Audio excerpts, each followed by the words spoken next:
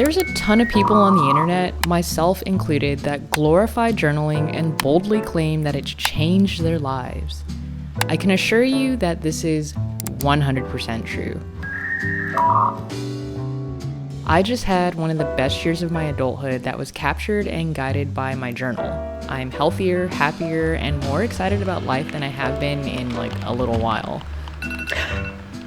But the problem is, watching me or anyone else blabber about its benefits on the internet is completely useless if you can't get journaling to do the same for your own life.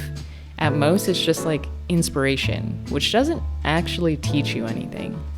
This is my first journal of 2 years and my second journal of 1 year. For clarification, this is the most recent journal that I finished and the one that I'm going to be flipping through. The biggest difference between them? How I journaled.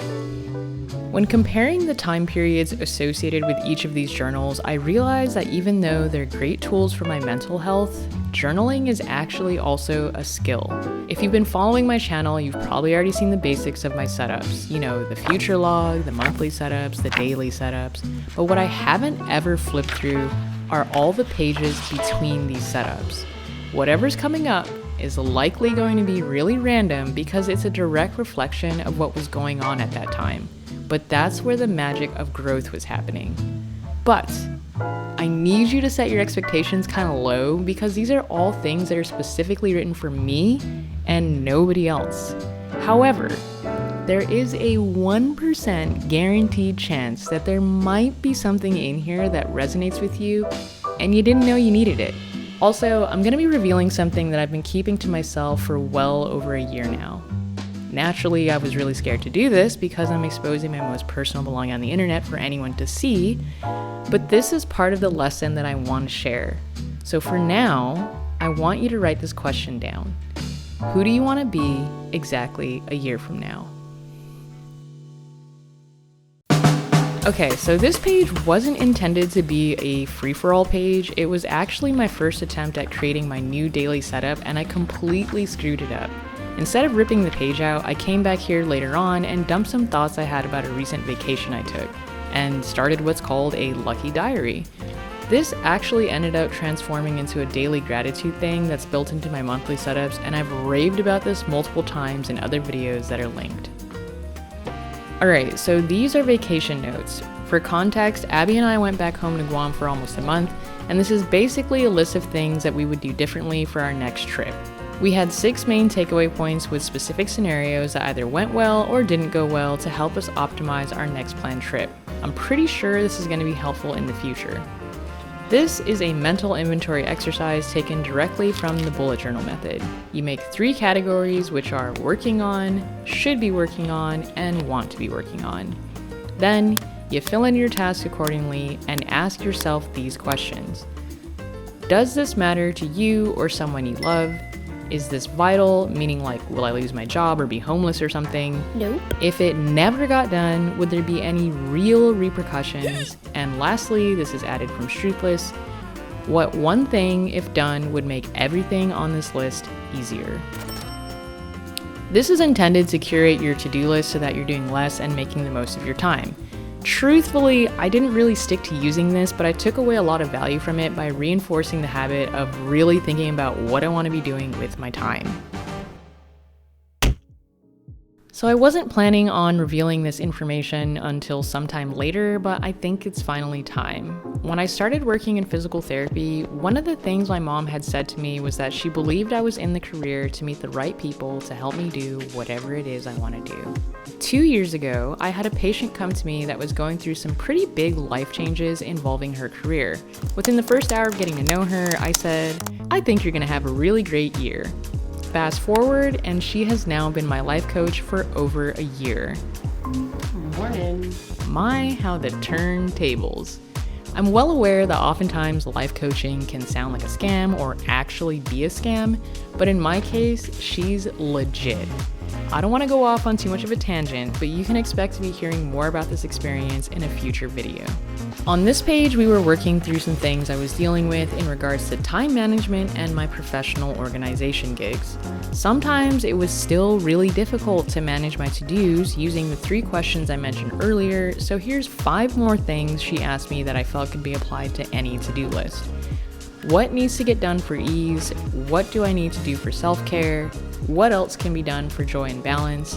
What could fall off that could allow you to still have joy? And what mindset do I want to have for today?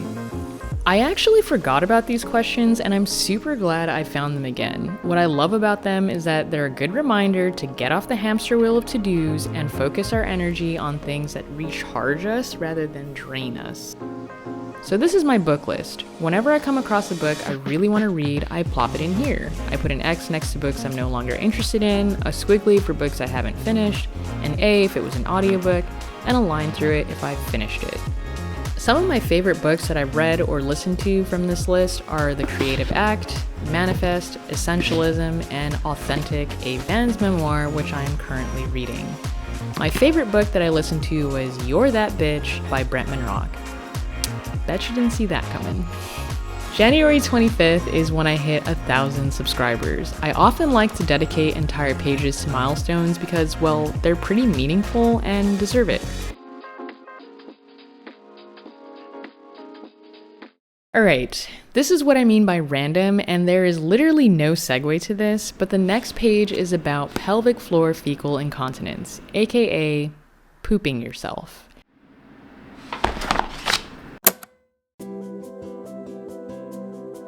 So if you don't already know, physical therapists can be trained to treat this and other types of bowel and bladder issues. I've worked with a fair amount of patients that suffer from these kind of things, and I sometimes use my journal to help me remember helpful turds of wisdom for the clinic. If you're having bowel and bladder issues, check out this book. It's filled with evidence-based research, and it was also written by a PT, and a bunch of stuff that probably should have been taught to every single individual since like grade school. If you don't want to do that, something to consider tracking in your journal would be a 14-day bowel diary. If you don't have issues, you might be surprised what you learned regardless, and it might be cool to look at for shits and giggles. Anyway, I felt this was my duty to share because part of the reason why people end up with these kind of issues is because we don't talk about it enough, and understandably, it can be really embarrassing to reach out for help. This is like the wildest bullet journaling flip through on the internet. Okay, I hope I don't get too rambly here, but I think this is really important to share.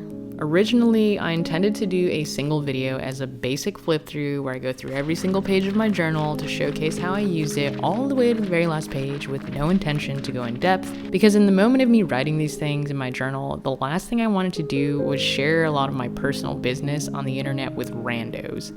But after looking back at all these pages, it no longer felt invasive to share this stuff, and it's because I'm no longer that person anymore, and a lot of this stuff has already had its relevance.